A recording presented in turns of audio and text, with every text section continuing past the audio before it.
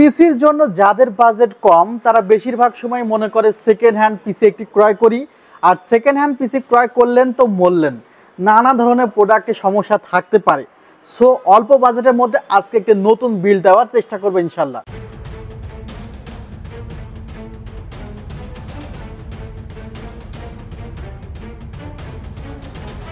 আসসালামু আলাইকুম ভিউয়ার্স, আশা করছি আপনারা সুস্থ আছেন। আলহামদুলিল্লাহ আমিও অনেক বেশি ভালো আছি।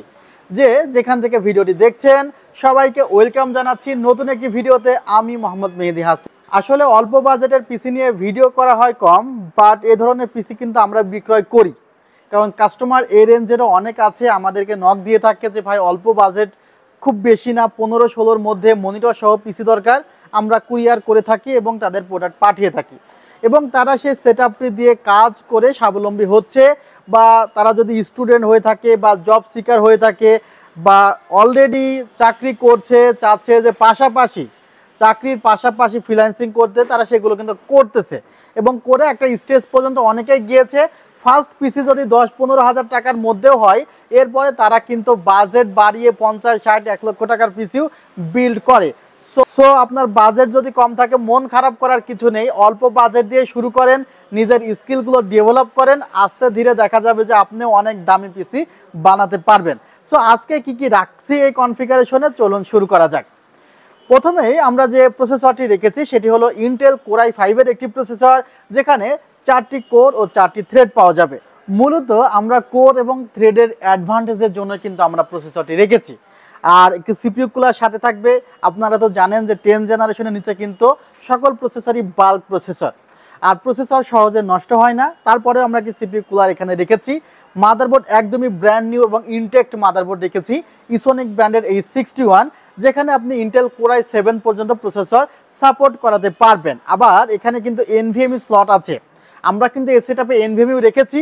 আবার অনেক সময় দেখা যেত যে অনেক মাদারবোর্ডে HDMI আউটপুট থাকতো না, তো HDMI আউটপুট না হলে রেজুলেশনটা অনেকটা কম আসতো। তো আমাদের এই মাদারবোর্ডটিতে কিন্তু HDMI আউটপুট রয়েছে। আপনারা মনিটরের সাথে HDMI কানেকশন দিলে দেখা যাবে রেজুলেশনটি অনেক ভালো আসবে, বেটার দেন VGA কেবল। আর আমরা মাদারবোর্ডটিতে 1 বছরের সম্পূর্ণ রিপ্লেসমেন্ট ওয়ারেন্টি দিচ্ছি। আর এখানে আমরা 2 বছরের রিপ্লেসমেন্ট ওয়ারেন্টি সহ একটি হিটসিং সহ র্যাম রেখেছি। মূলত যে র্যামগুলো থাকে DDR3 সেগুলো হিটসিং ছাড়া, বাট আমরা এখানে হিটসিং সহ একটি র্যাম দিচ্ছি। এতে দেখা যাবে যে আপনার পারফরমেন্স আরও কিছুটা বুস্ট হবে। 1600 মেগাহার্জের র্যামটি এখানে আছে কিংসন ব্র্যান্ডেড। আমরা এই জায়গাতে 128 GB NVMe দিচ্ছি, কারণ বাজেটটা আমাদের স্বল্প ছিল। চাইলে আপনি 256 GB NVMe নিতে পারেন বা 512 GB NVMe নিতে পারেন। মূলত স্টোরেজটি ডিপেন্ড করে যে আপনার প্রয়োজন কতটুকু, আপনার প্রয়োজন অনুসারে আপনি জায়গাটি নেবেন। জায়গা যদি আপনার বেশি প্রয়োজন হয় আপনি স্পেসটি বেশি নেবেন, জায়গা কম হলে মিনিমাম 128 GB নিচে নেওয়ার কোনো চান্স নেই। ভিউয়ার্স, NVMe কিংসপ্যাক ব্র্যান্ডের রাখা হয়েছে। রিড রাইট স্পিডটি মূলত SSDর চেয়ে M.2-তে বেশি, M.2 চেয়ে NVMe-তে বেশি। আমরা সেই NVMe-টি কিন্তু এখানে ইনক্লুড করেছি। আর NVMe-তে কিন্তু 3 বছরের রিপ্লেসমেন্ট ওয়ারেন্টি আছে। আমরা যে ক্যাসিংটি রেখেছি সেটি ভেলুটপ ব্র্যান্ডের একটি ক্যাসিং রেখেছি, যেখানে সামনে 3টি ফ্যান পাওয়া যাবে এবং পেছনে একটি ফ্যান পাওয়া যাবে। অনেকে আবার একটি প্রশ্ন করে থাকে যে ভাইয়া আসলে সামনে তো গ্লাস, তাহলে ভেন্টিলেশনের ব্যবস্থাটি কিভাবে হবে, বাতাস তো ভিতরে ঢুকতে পারবে না, চারিপাশে বাতাস যেন খুব সহজেই ক্যাসিংয়ের মধ্যে প্রবেশ করতে পারে, সে কারণে এখানে একটা বিগ স্পেস কিন্তু দিয়েছে। মনে রাখবেন ব্র্যান্ডের ক্যাসিংগুলো সবসময় সব বিষয়গুলো মাথায় রাখে।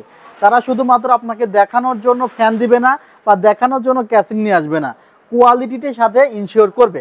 এবং সেই স্পেসটি আমরা দেখানোর চেষ্টা করছি, যার মাধ্যমে কিন্তু বাতাস ভিতরের দিকে ঢুকবে এবং পেছনের ফ্যানের মাধ্যমে বাতাস বাইরে বের হয়ে যাবে। আবার উপরে ম্যাগনেটিক ডাস্ট ফিল্টার আছে। অনেকে আবার লিকুইড কুলার ব্যবহার করতে চাই, সে কারণে উপরে মূলত ফাঁকা থাকে। চাইলে এখানে আপনি 2টি ফ্যানযুক্ত একটি লিকুইড কুলার ব্যবহার করতে পারবেন। USB পোর্ট পাবেন টোটাল 3টি, 2টি USB 2 আছে, একটি USB 3 আছে। সো এই ক্যাসিংটি কিন্তু আসলে 3000 টাকা আশেপাশে যাদের বাজেট তাদের জন্য খুবই ভালো একটি চয়েস। আর এই ক্যাসিংটি এই কনফিগারেশনে আমরা রেখেছি। আমরা যে মনিটরটি এখানে রেখেছি সেটি হলো হাই পাওয়ার ব্র্যান্ডের একটি হোয়াইট কালারের মনিটর। আপনি এখানে চাইলে ব্ল্যাক কালারের মনিটরও রাখতে পারেন। আমরা ব্ল্যাক এবং হোয়াইট দুটাই কিন্তু এই কনফিগারেশনের সাথে সেম প্রাইসে করে দিতে পারবো। আর এই মনিটরটিতে ভিজি এইচডিএমআই আউটপুট আছে, রেজুলেশন 1440 থেকে 1080 পর্যন্ত পাওয়া যাবে। সো রেজুলেশনটি মোটামুটি ভালোই পাওয়া যাবে 19 ইঞ্চি মনিটর অনুসারে।